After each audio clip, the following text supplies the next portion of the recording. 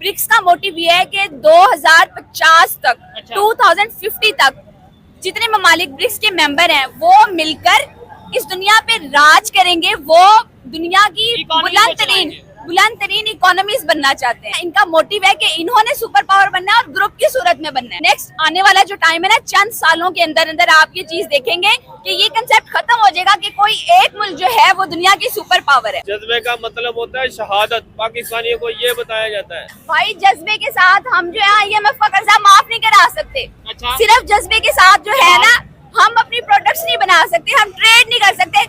अगर जज्बा सब कुछ है तो जज्बे से जहाज बनाए, बैठे और सफर करें। हाँ, आप जज्बे से अपने मुल्क की इकोनॉमी को बेहतर कर ले, जज्बे से आप टेक्नोलॉजी में जज्बे पे बैठे और चांद पे चले जाएं। रूस जो इंडिया के साल पहले उसके जो माजी में तल्लुकात थे, अब उसमें काफी डिक्लाइन आ चुका है। अच्छा, तल्लुक खराब हो रहे हैं। तल्लुक खराब हो चुके हैं क्योंकि जो यानी इंडिया है हाँ। वो अमेरिकन ब्लॉक में बैठा हुआ है। अच्छा। और रूस जो है वो पाकिस्तान के नजदीक आ रहा है। रशिया पाकिस्तान के नजदीक आ रहा है। आप खुद देख ले। अगर इंडिया चीख रहा है पाकिस्तान और रशिया के रिलेशंस को लेकर, तो मुझे ये बताएं कि ब्रिक्स की मीटिंग में इंडिया पहुंचा हुआ है। पाकिस्तान तो पाकिस्तान मेंबर छोड़े ऑब्जर्वेशन में नहीं है। हम दुश्मन ना इंडिया, ना चाइना, ना रूस है। हमारा दुश्मन जहालत है। हकीकत हमारी मीडिया दुश्मन है। मैं आपको सच बता रहा हूँ। जियो वाले हैं, जो न्यूज वाले हैं, किसी का नाम नहीं मैं ले रहा, सब अपना काम करते हैं। हाँ जी भाई, मैंने तो आपको प्लेटफॉर्म दिया, आपका जो दिल करता है, आपका जो दिल करता है। मेरा प्लेटफॉर्म ये है, मैं एक मजदूर आदमी हूँ, मेरे को आप अंदर भी डलवा सकते हैं। ये मेरा प्लेटफॉर्म के जेल फार्म हो जाएगा। बस इंडिया के प्राइम मिनिस्टर खुद ब्रिक्स की मीटिंग के लिए रशिया में जा पहुंचे हैं, क्या कहना चाहेंगे इसके ऊपर? मैं आप इस टॉपिक को मजीद आगे बढ़ाएं। सबसे पहले एक चीज को मैं इसके साथ जो है वो कनेक्ट करना चाहूंगी, एक पॉइंट को। आपको याद होगा अभी कुछ दिन पहले, चंद दिन पहले, हफ्ता एक पहले पाकिस्तान के अंदर SCO की मीटिंग हुई है। उस मीटिंग में इंडिया के फॉरेन मिनिस्टर आए थे और उन्होंने आने से पहले एक स्टेटमेंट दे दी थी। हाँ, पाकिस्तान को लेके एक स्टेटमेंट पहले, एक स्टेटमेंट उन्होंने दी है। और अब ये ब्रिक्स की मीटिंग हो रही है, वहाँ रशिया जाकर इंडिया ने जाते साथ उनके प्राइम मिनिस्टर ने एक स्टेटमेंट दिया। उन दोनों स्टेटमेंट्स का मैं मुवाजना यहाँ पे करना चाहूंगी। ठीक है। उनके जो फॉरेन मिनिस्टर आए ना, उन्होंने आने से पहले ही पाकिस्तान आने से पहले ये स्टेटमेंट दे दी कि मैं पाकिस्तान जा रहा हूँ, लेकिन सिर्फ इसलिए क्योंकि मैं SCO का मेंबर हूँ। मैं SCO का मेंबर हूँ, सिर्फ इसलिए मैं जा रहा हूँ। और मैं ट्रेड और रिलेशन और किसी मामले के बारे में मैं बात ही नहीं करूंगा। ठीक है। जबकि ब्रिक्स की मीटिंग स्टार्ट हुई है, इंडिया के जो प्राइम मिनिस्टर है उन्होंने जाते साथ ये स्टेटमेंट दिया कि मुझे उनका इतना अच्छा वेलकम किया गया, इतना वार्म वेलकम किया गया। उन्होंने तारीफ की है कि मुझे बहुत खुशी हुई है यहाँ आके, जिस तरीके से वेलकम किया, मुझे जिस तरह से रिसीव किया, मुझे खुशी हुई है। और मैं ये चाहता हूँ कि ताल्लुकात को, बिजनेस को, ट्रेड को, मामलात को और बेहतर बढ़ाया जाए। जिसका मतलब क्या है कि ऑलरेडी उनके मामला। मैं ये चीज कहना चाहूंगा, देखें आपने ये कंपैरिजन तो कर दी है कि पाकिस्तान में आने से पहले उन्होंने ये स्टेटमेंट दी कि हम ट्रेड नहीं करेंगे या ट्रेड के ऊपर बात नहीं करेंगे, कोई इस तरीके से डिस्कशन नहीं होगी। लेकिन रशिया जाके उनके प्राइम मिनिस्टर ये कह रहे हैं कि हम मजीद ट्रेड बढ़ाना चाहते हैं रशिया के साथ, अपना बिजनेस, अपने रिलेशन को मजबूत करना चाहते हैं मजीद। लेकिन रशिया और पाकिस्तान में फर्क भी तो है ना। रशिया इंडिया का बड़ा करीबी दोस्त है और आज का नहीं, बड़ा पुराना दोस्त है। ये मेरी बात को समझिएगा देखने वाले, ठीक है। और पाकिस्तान की अगर बात करें, पाकिस्तान इंडिया की आपस में जरा वो मुखालफत कह लें, दुश्मनी कह लें, वो चलती है। तो इसलिए आप ये नहीं कह सकते कि इंडिया ने रशिया के लिए ये कह दिया और पाकिस्तान के लिए ये कह दिया। मैं बताती हूँ आपको बात। बेसिकली देखें, इंटरनेशनल लेवल के ऊपर ना बात दोस्ती और दुश्मनी की नहीं होती। अच्छा। कोई भी मुल्क जो है वो दोस्ती और दुश्मनों को नहीं, वो अपना मफाद देखते हैं, अपनी आवाम के मफाद को देखते हैं। अपने कंट्री का फायदा है। आप मेरी बात सुने। आप ये बात करते हैं चाइना जो है वो इंडिया का दोस्त है। नहीं, देखने में तो यानी यही नजर आता है, खबरों में ये आता है कि आपस में उनकी टसल चलती है। तो उनकी ट्रेड नहीं चल रही आपस में। ठीक हो गया। इसमें कसूर, ये जो स्टेटमेंट उन्होंने दी है उनके फॉरेन मिनिस्टर ने यहाँ आने से पहले, इसमें कसूर उनका नहीं है। अच्छा। कसूर हमारा है। देखें, हमने उस लेवल पे हमने अपने आप को उस लेवल तक लेकर ही नहीं गए कि दूसरी कौमों की, दूसरी मुल्कों की मजबूरी बन जाए, हमारी जरूरत बन जाए कि वो हमारे साथ डिप्लोमेटिक रिलेशनशिप्स को जो है वो बहाल रख सके या किसी हर हाल में।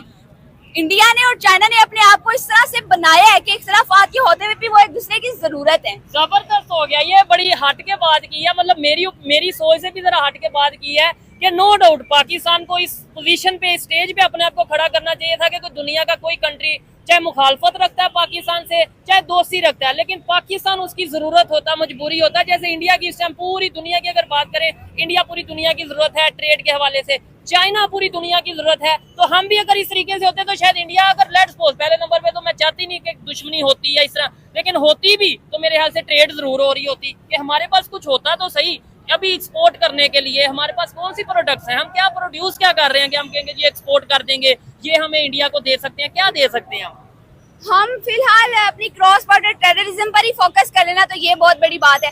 हम लोग अभी तक दोस्ती दुश्मनी इन चीजों से, हमारी जो बेसिक्स है ना, बेसिक हमारे अपने मुल्क की, आप दूसरे ममालिक के साथ दुश्मनी लड़ाई झगड़े को छोड़ दें, आप पाकिस्तान के अंदर देखें क्या हो रहा है। ठीक हो गया। पाकिस्तान के अंदर कितने मुतनाजा चल रहे हैं मजहब को लेके, आपस में खिलाफात चल रहे हैं मजहब को लेके, पॉलिटिक्स को लेके, क्लास सिस्टम को लेके, सोशल सिस्टम को लेके। आप देखिए कि कितनी हमारे आपस के झगड़े तनाजे वो नहीं खत्म हो रहे। ठीक हो गया। अच्छा, खैर उसके ऊपर भी बात करते हैं, लेकिन मुझे बताएं ब्रिक्स का आपके ख्याल से ये क्या मोटिव क्या होगा, इनका क्या मुद्दा क्या है मीटिंग का? क्या एससीओ और ब्रिक्स को हम आपस में कंपेयर कर सकते हैं?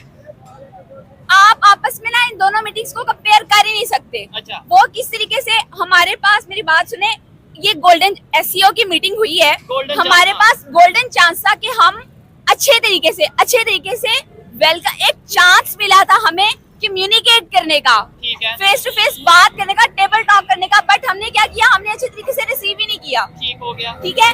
और दूसरी तरफ ब्रिक्स की अगर बात करें, ब्रिक्स का आपको पता है इनका टारगेट क्या है, इनका मोटिव क्या है? क्या? ब्रिक्स का बेसिकली मोटिव ये है, अगर आप न्यूज़पेपर पढ़ते हो, हमारी पाकिस्तानी अवाम अगर न्यूज़पेपर पढ़ती हो, अवेयर हो करंट इशू से, ठीक है, ब्रिक्स का मोटिव ये है कि 2050 तक, 2050 तक जितने ममालिक ब्रिक्स के मेंबर हैं वो मिलकर इस दुनिया पे राज करेंगे, वो दुनिया की बुलंद तरीन इकोनॉमीज बनना चाहते हैं। उनका मोटिव ये है कि उन्होंने सबसे बड़ी इकोनॉमी बनना है उस पूरे ग्रुप ने, ना कि किसी एक मुल्क ने। नहीं, जैसे अभी चल रहा है अमेरिका सुपर पावर, क्या ये कंसेप्ट नेक्स्ट आने वाला जो टाइम है ना, चंद सालों के अंदर अंदर आप ये चीज देखेंगे कि ये कंसेप्ट खत्म हो जाएगा कि कोई एक मुल्क जो है वो दुनिया की सुपर पावर है। ठीक है, यानी ये पूरा ग्रुप, ये बहुत सारी कंट्रीज आपस में मिलके, इनके मिलने का मकसद क्या है? ठीक है, ये इनका मोटिव है कि इन्होंने सुपर पावर बनना है और ग्रुप की सूरत में बनना है। ठीक है, और इकोनॉमी को, दुनिया की इकोनॉमी को लेकर चलना, बिल्कुल ये चीज मैं जानता हूँ। लेकिन अंबर जी, इधर एक चीज से मैं आपसे डिसएग्री करता हूँ। आपने बोला है कि पाकिस्तान की पब्लिक न्यूज़पेपर पढ़े, इंटरनेशनल न्यूज़पेपर पढ़े। अब इंटरनेशनल न्यूज़पेपर पढ़ने के लिए ये जितने भी भाई मौजूद है, मैं किसी एक को नहीं कह रहा, इन्हें इंग्लिश आना भी जरूरी है, हमें एजुकेशन होना भी जरूरी है। जारी बात है, इंग्लिश समझ आएगी, न्यूज़पेपर पढ़ेंगे तो पता चलेगा दुनिया में क्या हो रहा है। मेरा चौधरी साहब, मेरा यही रोना है। अच्छा, एजुकेशन जो हमारी बेसिक है, हमने क्या ताल्लुकात में, ये बहुत आगे की बातें हैं। ठीक है, ताल्लुकात बेहतर करना, ट्रेड करना, अभी हमारी जो बेसिक्स है ना, हमारी बेसिक एजुकेशन हमारी बेसिक नीड है। ठीक है, वही पूरी नहीं हो रही, वही पूरी नहीं हो रही। आधी हमारी जो वर्क फोर्स है, हमारी विमेन जो है, वो एजुकेटेड नहीं है, वो अवेयर नहीं है, वो स्किल्ड नहीं है। हम विमेन के अनएजुकेटेड होने का मतलब आप जानते हैं, आधी वर्क फोर्स का वेस्ट होना। आपका चैनल मेरे सामने, मेरी नजरों से गुजरा है, मैं आपकी वीडियोस देखती रहती हूँ। इधर हर दूसरे खड़े आदमी से आप ये सवाल करना, हर दूसरा आदमी कहेगा मेरे अंदर जज्बा बहुत है, मेरे अंदर जज्बा बहुत है। नहीं, ये तो फिर पाकिस्तानियों में है, हम पूछ भी लेते हैं, क्यों जी जज्बा है कि नहीं? जज्बा है जी, क्यों? जज्बा है कि नहीं भाईजान? बिल्कुल है जी, जज्बा तो बहुत है। इन बेचारों को बस जब से पाकिस्तान बना है ना, इनको बस पढ़ाया जाता है भाई जज्बे के साथ हम जो है IMF का कर्जा माफ नहीं करा सकते। अच्छा। सिर्फ जज्बे के साथ जो है ना, हम अपनी प्रोडक्ट्स नहीं बना सकते, हम ट्रेड नहीं कर सकते। अगर जज्बा सब कुछ है तो जज्बे से जहाज बनाए, बैठे और सफर करें। हाँ, जबरदस्त। आप जज्बे से अपने मुल्क की इकोनॉमी को बेहतर कर ले, जज्बे से आप टेक्नोलॉजी में, जज्बे पे बैठे और चांद पे चले जाएं। ओ, रॉकेट ना बनाए, जज्बे पे बैठ के रॉकेट, जज्बे पे बैठ के चांद पे चले जाएं। चांद पे जाने के लिए जज्बा, ठीक है, जज्बा हर जो भी आप कोई तहरीक चलाते हैं या कोई एफर्ट करते हैं, उसकी रूह जरूर है, लेकिन वो टूल नहीं है। वो टूल नहीं है, टूल एजुकेशन है, स्किल है, टेक्नोलॉजी है और एम्पावरमेंट है। जबरदस्त हो गया। इसके ऊपर तो मैं कहता हूँ क्लैपिंग होनी चाहिए जो इन्होंने बात की है, और कितने लोग खड़े होके सुन रहे हैं। आप इनकी बात से एग्री करते हैं या डिसएग्री करते हैं? ये जो ये कह दिया जाता है जज्बा बहुत है, इसके साथ एजुकेशन होना जरूरी है कि नहीं? ये मैम ने जो बिल्कुल ये सही कह रही है, ऐसे होना आप मुझे खुद बताया ना, एक शख्स के पास जज्बा है, उसके पास इल्म नहीं है, उसके पास डायरेक्शन नहीं है, डायमेंशन नहीं है, उसको पता ही नहीं है कि उसके अंदर क्या एबिलिटी है, वो किस तरह से अपने मुल्क को सर्व कर सकता है। तो सिर्फ जज्बे के साथ वो क्या कर लेगा? अपनी 60, 70 या 100 साल की जिंदगी वो बस जज्बे के नाम पे नारे लगा लगा के चला जाएगा और गुर्बत को रोते रोते चला जाएगा। ठीक है। अच्छा अंबर जी, एक और सवाल करना चाहूंगा, बड़ी जबरदस्त। और ये देखें, अगर कैमरामैन सारा दिखाएं इधर, थोड़ा सा कैमरामैन अगर फोकस करे कि कितने लोग खड़े हैं, बकायदा तौर पे गुफ्तगू चल रही है। एक अंकल आए, अस्सलाम वालेकुम, कैसे हैं सर? ठीक है। आप मुझे ये बताएं, जज्बा कितना है हमारे में? जज्बा है कि नहीं? जज्बा तो अल्हम्दुलिल्लाह है। जज्बा है, लेकिन जज्बे से हम, ये मैम कह रही हैं कि अपनी इकोनॉमी को क्यों नहीं बेहतर कर लेते, ये बेरोजगारी को क्यों नहीं खत्म कर लेते, टेक्नोलॉजी में आगे क्यों नहीं चले जाते, IMF के पास क्यों जा रहे हैं? जज्बे से ही हम क्यों नहीं अपने आप को बेहतर कर लेते? क्या कहना चाहेंगे इसके? जो जज्बे से बेहतर करने के पोजीशन में है, उनके अंदर जज्बा नहीं है। अच्छा, उनके अंदर जिनके अंदर जज्बा है वो बेचारे नीचे है, लो लेवल पे हैं, उनके जज्बे को खत्म कराई जा रहे हैं। अच्छा, मेरी आपसे छोटी सी रिक्वेस्ट है अंकल कि आपके अंदर आप ये कह रहे हैं ना, आपके और मेरे अंदर जज्बा है, हम कुछ नहीं कर सकते, हम चेंज नहीं ला सकते, लेकिन हम एजुकेशन तो सीख कर सकते हैं। अपने आप को किसी छोटे लेवल पर, माइक्रो लेवल पर ही किसी ना किसी काबिल बना सकते हैं कि हम अपने मुल्क को सर्व कर सकें। बच्चों को सर्व पढ़ा ना ही सकते करें, हैं। सर्व ना ही करें, अपने बच्चों को इस काबिल बना लें कि वो ये जानने के काबिल हो जाएं कि हमारे मुल्क में चल क्या रहा है, दुनिया में चल क्या रहा है। जब वो समझ जाएंगे ना, तो वो इस काबिल भी बन जाएंगे कि वो दुनिया को कम्पीट कर लें। अच्छा, और हाँ, आप बिल्कुल ये बात जानना बहुत जरूरी है कि दुनिया में चल क्या रहा है। हमें इधर 78 साल से ये बताया जा रहा है कश्मीर लेना है, कश्मीर जज्बे से लेना है। कश्मीर के ऊपर अंबर जी बात करते हैं कि तुर्की, वो कंट्री जो कि ऑलमोस्ट देखा जाता था कि पाकिस्तान के साथ खड़ा है, कश्मीर के मामले में तुर्की साथ खड़ा है, ठीक है। आज वो भी चाह रहा है ब्रिक्स का मेंबर बनना, वो भी एज ए गेस्ट रशिया जा रहा है, यानी पाकिस्तान को इग्नोर करता नजर आ रहा है। क्या कहना चाहेंगे इसके ऊपर? मैं कश्मीर के मामले पे, वो बहुत दूर का मामला है, उसको अच्छा। मैं पहले जहाँ खड़ी हूँ पाकिस्तान में, पाकिस्तान के, इसके मसलों से ही मैं बाहर नहीं निकली। मैं आपको कश्मीर का क्या बताऊं, यहाँ पे हम लोग इतना डिवाइड सूबों, सूबाइयत की बेस पे, अभी तक हमारे पास पठान, पंजाबी की बेस पे। पठान, पंजाबी, ये वाले सुन्नी शिया, ये वाले तनाज़े खत्म नहीं हो रहे। फिर हमारे पास एक नई बीमारी जो क्लास की बीमारी है, ठीक है, ठीक है, ये नहीं हमारे पास खत्म हो रही। मैं क्या कश्मीर के बारे में मुझे बताएं, बात करूं। ठीक हो मेरे गया। पास जो पाकिस्तान है वो कितना को डेवलप्ड है। हाँ, ये बड़ा एक सवाल है, और इसके लिए सवाल क्यों नहीं करते? यानी हम लोग अपने लीडर से, अपने हुक्मरानों से क्यों नहीं सवाल करते कि भाई पाकिस्तान के लिए हमने क्या किया? मैं चौधरी साहब एक बात करना चाहूंगी, हाँ, फलस्तीन में क्या हो रहा है, कश्मीर में क्या हो रहा है, हमें बताया जज्बा ईमानी जगाया जाता है, ठीक है। हमारी रिस्पॉन्सिबिलिटी बता दी है कि हमने जी, हम मुसलमान हैं, हमने अपने भाइयों की मदद करनी है, उनके साथ खड़े होना है। जबकि तो फिर क्या पावर जब अवाम के हाथ में होगी तो फिर ही मामला ठीक होगा ना। पावर आपके हाथ में इधर है तो सही। जो हुक्मरान है उनको तो अपनी पड़ी हुई है, ठीक है, जबरदस्त। मुस्लिम लीग नू अपने तो फिर हम हुक्मरानों के पीछे लगते क्यों हैं? मतलब अगर आप नहीं, हम तो क्या नहीं पब्लिक वोट नहीं देती? पब्लिक को पब्लिक के वोटों की वजह से हुक्मरान बने हैं। जो इससे मौजूद हैं वो तो मेरे ख्याल से नहीं बने। वही जेल में पड़ा हुआ है सर, ठीक है। पब्लिक ने PTI को वोट डाला, वो जेल में पड़ा हुआ है, आप उसको निकाले बाहर।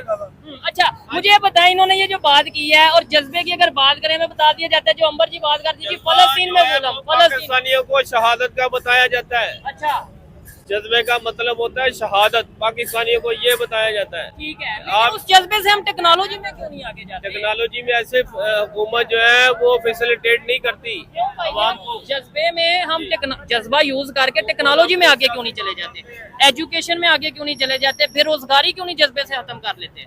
यार देखो मेरी बात सुनो, ये जो अवाम है ना, इसमें बंदे जो अवाम है, इनका कसूर नहीं। इनका कोई कसूर नहीं है। सारा जो हुक्मरान है ना, हाँ। वो जलील कर रहे हैं हर बंदे को। ठीक है। आप कह रहे हैं ना कि अवाम वोट क्यों देती, ये जो वोट हर बंदे को पता वोट किसको दिया था ठीक है। और कौन जीता इस बार, गवर्नमेंट में और कौन है? कौन है। ठीक है, अंबर जी, सुहेब भाई, मैं यहाँ पे एक बात आप लोगों आगे आ से, जाइए, मैं आगे हर आ किसी की ओपिनियन की रिस्पेक्ट करती हूँ, लेकिन हम हमेशा सारी रिस्पॉन्सिबिलिटी ताली एक हाथ से नहीं बचती। हम सारी हम क्या government- करते हैं, हाँ। हम सारी रिस्पॉन्सिबिलिटी गवर्नमेंट पे डाल देते हैं। हर शख्स अपना अपना मुआखजा करे। हम अपने अपने मामलात में कितने सिंसियर, कितने लॉयल और कितने ऑनेस्ट है। हर बंदा स्टूडेंट से लेकर स्टूडेंट सर, छोटी सी बात, छोटा सा कॉन्सेप्ट, ठीक है, आवाम का क्या कसूर है, मुझे ये बताएं आप। मैं अच्छा। बताती हूँ। एक पेंशन वाला से लेकर ठीक है, बड़ा जो सरमायादार है या Businessman बिजनेसमैन है, हर बंदे का जिधर दाव लगता है वो लगा रहा है।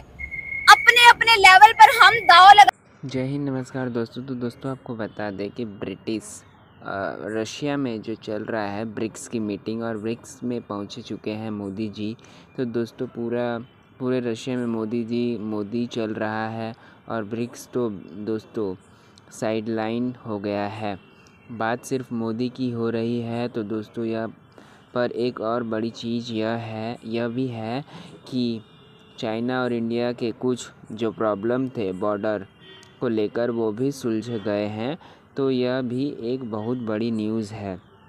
तो इस पर पाकिस्तानियों के रिएक्शन आ रहे हैं, क्योंकि भाई पाकिस्तानियों का मानना है कि जो इंडिया है वो अमेरिका के पाले में जा रहा है। तो ऐसे में रशिया जो पाकिस्तान है उसके ज़्यादा अहमियत दे रहा है। लेकिन यहाँ पर तो ना दोस्तों जो है पाकिस्तान को बुलाया गया, वैसे तो मेंबर तो है नहीं पाकिस्तान, लेकिन फिर भी जिस तरीके से टर्की को बुलाए गए तरीके से पाकिस्तान को भी बुलाया था। अगर रशिया पाकिस्तान को अहमियत दे रहा है तो इस पर पाकिस्तानी के ओपिनियन निकल कर आए, इस पर पे ही पूरा वीडियो है। आपको अगर वीडियो अच्छी लगी हो तो प्लीज़ वीडियो को लाइक शेयर सब्सक्राइब करना ना भूलें। हम मिलते हैं अगले वीडियो में। जय हिंद।